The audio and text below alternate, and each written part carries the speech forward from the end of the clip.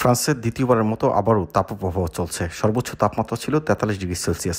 ল প্যারিজনে প্রকাশিত এক প্রতিবেদনে বলা হয়েছে, বুধবারের জন্য 14টি বিভাগে এখনও লাল সতর্কতা জারি রয়েছে।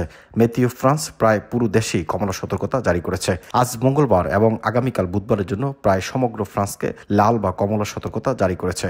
উত্তর পশ্চিমাঞ্চলের একটি ছোট অংশ বাদে দক্ষিণ পশ্চিমাঞ্চল জুড়ে একটি অত্যন্ত তীব্র এমনকি ব্যতিক্রমী তাপপ্রবাহ চলছে। সোমবার যেমন দেশের দক্ষিণের একটি বিশাল অংশ জুড়ে পারদ খুব বেশি বেড়ে গিয়েছিল, তেমনি এই মঙ্গলবারও খুব গরম। এ পর্যন্ত 16টি বিভাগকে লাল তাপপ্রবাহ সতর্কতা জারি করার পর মেটিও ফ্রান্স আজকের জন্য 14টি বিভাগে লাল সতর্কতা জারি করেছে।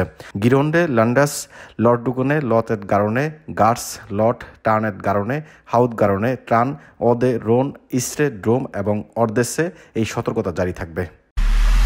এমআইবি সংবাদ ও সংবাদ সংশ্লিষ্ট অনুষ্ঠান দেখতে ভিজিট করুন www.mibtelevision.tv ও facebook.com/mibtelevision.tv এবং সাবস্ক্রাইব করুন youtube.com/mibtelevision এ।